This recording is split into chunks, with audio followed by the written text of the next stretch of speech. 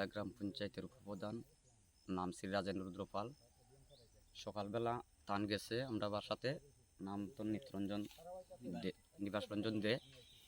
তো যাইয়া টান এটিও কইতে আছে গতকালকে রাত্রে কেউ বা কারা টান একটা সুপারি বাগান খাটছে প্রায় 80-90টা গাছ। শোনার পরেও আমরাও আশেপাশে আরও ডাকাডাকি করে সেটা আমরা আইছি, আইসিটা দেখছি ঠিকই কেউ বা কারা খাটছে, তারাও দেখছেন আমরাও দেখছি না। তো আমরাও পরামর্শ চাইছি, আমরাও পরামর্শ দিছি, আইনত দ্বারস্থ হয়েছে।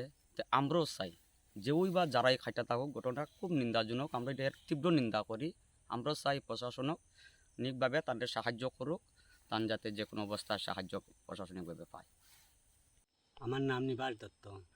5 নম্বর ওয়ার্ডে আমার বাড়ি। 6 নম্বরও একটা বাগান করছি 6 নম্বর ওয়ার্ডে। কেবা খারা প্রায় আমার 4খান জায়গা বাগান আছে, এখানেও 1খান জায়গা বাগান, পাশাপাশি আরও আছে। তে 1খান জায়গার মাঝে প্রায় 250-300 গাছ আছে, এখানেও 80-90টা গাছ।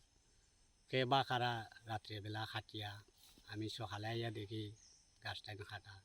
তখন সময় প্রধান বা পঞ্চায়েত সমিতি গ্রামের আশপাশ সবাই হইয়া আরি সবেও হইয়া দেখছে। দেখিয়া আরি তারাও খুব ইয়ে করছে, করিয়া আরি যে এটা খেয়ে করল বা এইরকম মাতামাতি করিয়া সবে খুব প্রস্তার। আমি খুব গরিব মানুষ, দিন মজুর করিয়া আরি খাই, খুব কষ্ট করিয়া বাগানটা করছি। তখন যদি